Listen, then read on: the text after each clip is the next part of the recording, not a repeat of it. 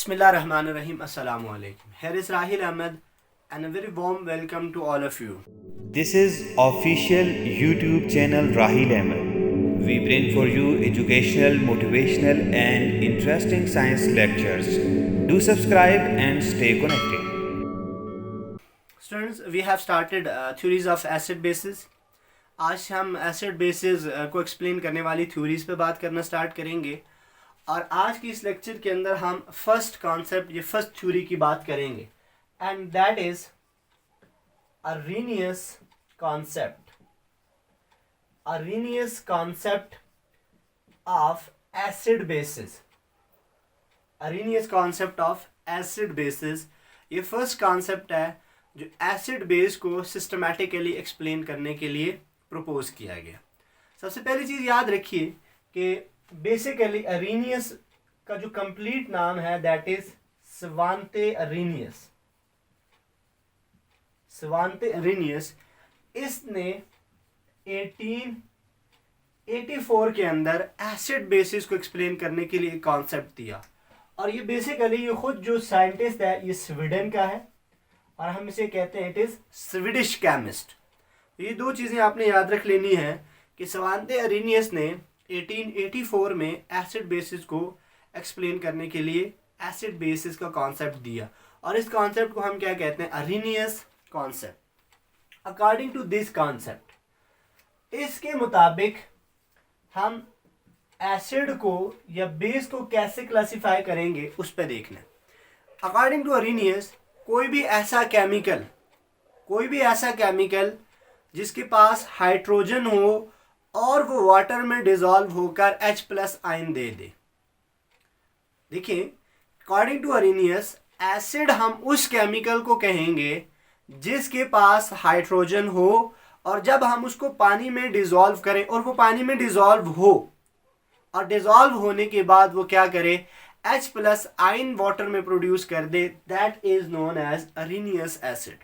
तो आप इसको क्या कहेंगे कि एनी सब्सटेंस कि कोई भी ऐसा substance which contain hydrogen,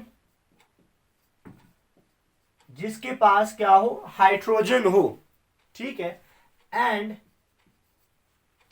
produce H+ ion in water when dissolved।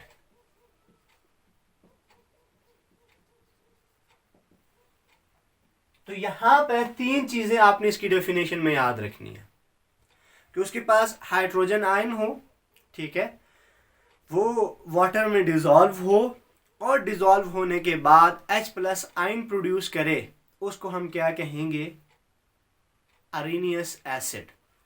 For example देखिए HCl, ये हमारे पास एक केमिकल है, अगर हम इसको वाटर में डिसॉल्व करें, ठीक है, तो वाटर में डिसॉल्व होने के बाद ये क्या करेगा, ये डिसोसिएट होगा और ये प्रोड्यूस करेगा H+ आयन और साथ में क्लोराइड आयन।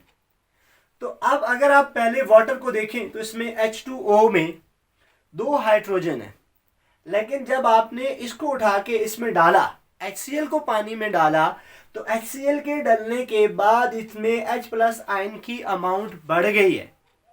तो अरेनियस क्या कहता है कि कोई भी केमिकल जो वाटर में H+ आयन की कंसंट्रेशन को इंक्रीज करे उसको क्या कहेंगे, एसिड कहेंगे, ठीक है। और दूसरा इसी के साथ ये बेस को कैसे एक्सप्लेन करता है, अकॉर्डिंग टू अरेनियस कोई भी ऐसा केमिकल जिसके पास OH ग्रुप मौजूद हो और जब उसको वाटर में डिसॉल्व किया जाए तो वो OH नेगेटिव आयन प्रोड्यूस करे, ठीक है। तो आप क्या कहेंगे, any substance which produces OH negative ion in water when dissolved, जब उसको वाटर में डिसॉल्व किया जाए तो वो क्या करे, OH नेगेटिव आयन की कंसंट्रेशन को, अमाउंट को वाटर में ज़्यादा कर दे, तो उसको हम क्या कहेंगे? बेस कहेंगे। फॉर एग्जाम्पल NaOH, अब आप इसको पानी में अगर डालें तो क्या होगा? ये डिसोसिएट होगा, Na पॉजिटिव और OH नेगेटिव की अमाउंट पानी में ज़्यादा कर देगा।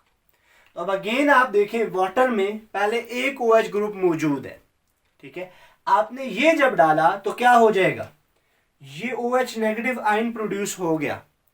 तो इसका मतलब है ये जो NaOH केमिकल या कंपाउंड है, इसको हम क्या कहेंगे? Arrhenius base.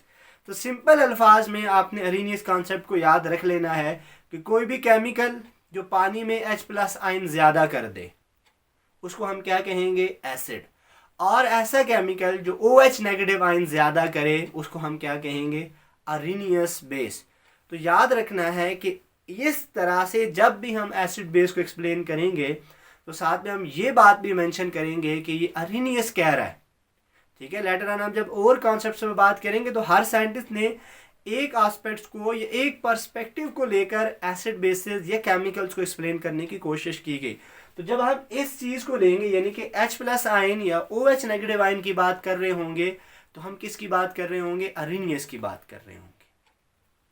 यहाँ पे एक इम्पॉर्टेंट चीज़ आपने ध्यान में रखनी है कि अगरचे इस कॉन्सेप्ट में लेटर ऑन कुछ एक ड्रॉबैक आइडेंटिफाई किए गए, कि कुछ एक खामियां इसमें सामने लाई गई कि ये इसमें ड्रॉबैक्स हैं, खामियां हैं, लेकिन इन खामियों के बावजूद अपने टाइम के लिहाज से, यानी कि 1884 में, जबकि इससे पहले इस तरह से एसिड बेस को एक्सप्लेन करने के लिए इतना अच्छा और इतना सिस्टमैटिक कॉन्सेप्ट कोई नहीं था, तो इसलिए अपने टाइम में जब इसने इसको प्रपोज किया, तो in that time this was very useful concept. इसने साइंटिस्ट को एक नया रास्ता दिखा दिया, एक नई राह दिखाई कि हम एसिड बेस को पुराने तरीकों पे, जैसा कि हमने बात की थी, एसिड बेस को टेस्ट की बेस पे, अपीयरेंस की बेस पे या इंडिकेटर के साथ रिएक्शन की बेस पे एक्सप्लेन किया जाता था। तो वो मेथड्स हम हर जगह पे यूटिलाइज नहीं कर सकते, तो इस तरह से भी एसिड बेसिस को एक्सप्लेन कर लिया जाता है। तो because of developing a new way for scientist, this was very useful concept at that time. तो चंद एक इम्पॉर्टेंट चीज़ें हम इसकी बात इसकी इम्पोर्टेंस में बात करेंगे और फिर उसके बाद हम इसके ड्रॉबैक्स पर भी बात करेंगे। देखिए, इम्पोर्टेंस में एक बात तो मैंने आपको बता दी, ठीक है, कि एसिड बेस को इसने सिस्टमैटिकली एक्सप्लेन करने के लिए एक फर्स्ट स्टेप उठाया। दूसरी इस कॉन्सेप्ट की इम्पोर्टेंस के किसी भी रिएक्शन के लिए जो हीट ऑफ न्यूट्रलाइजेशन है, वो हम इस रिएक्शन से फाइंड कर सकते हैं। क्यों?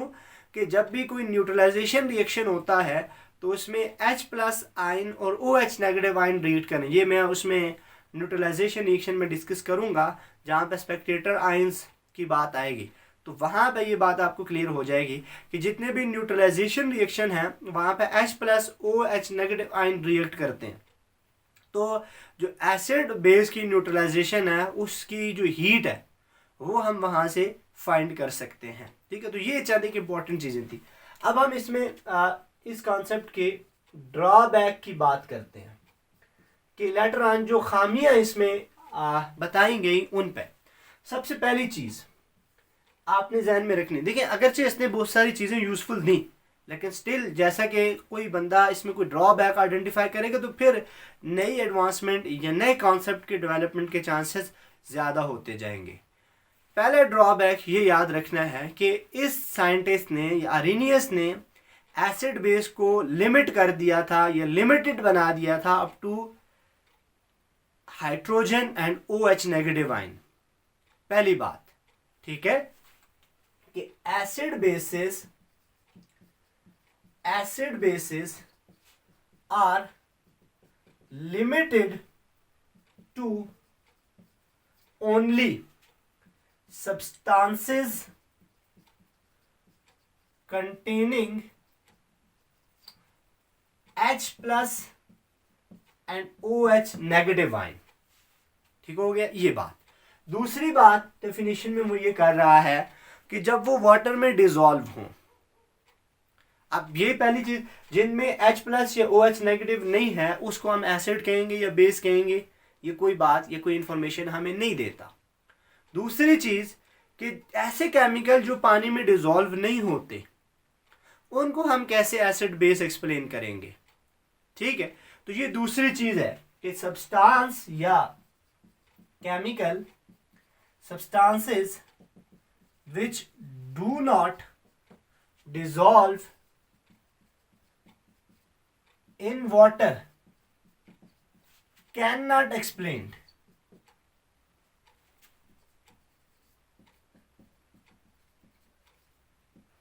उनको भी एक्सप्लेन नहीं किया जाता। ऐसे केमिकल्स जिनको या जो वाटर में डिसॉल्व नहीं होते उनको हम कैसे एक्सप्लेन करेंगे। ये तो कहता है ना H होगा या OH होगा और पानी में डिसॉल्व होगा, फिर उसके बाद पता चलेगा कि वो H प्रोड्यूस कर रहा है या OH प्रोड्यूस कर रहा है। अगर वो केमिकल डिसॉल्व ही नहीं होता तो उसको हम एसिड कहेंगे या बेस कहेंगे। यहाँ पे अगेन ये अरेनियस कॉन्सेप्ट को इन्फॉर्मेशन नहीं देता। तीसरा ड्रॉबैक इसका ये आता है कि ऐसे रिएक्शन जो एक्वस मीडियम में नहीं होते, गैस फेज में रिएक्शंस होते हैं, तो उन रिएक्शंस को भी ये थ्योरी एक्सप्लेन नहीं कर सकती।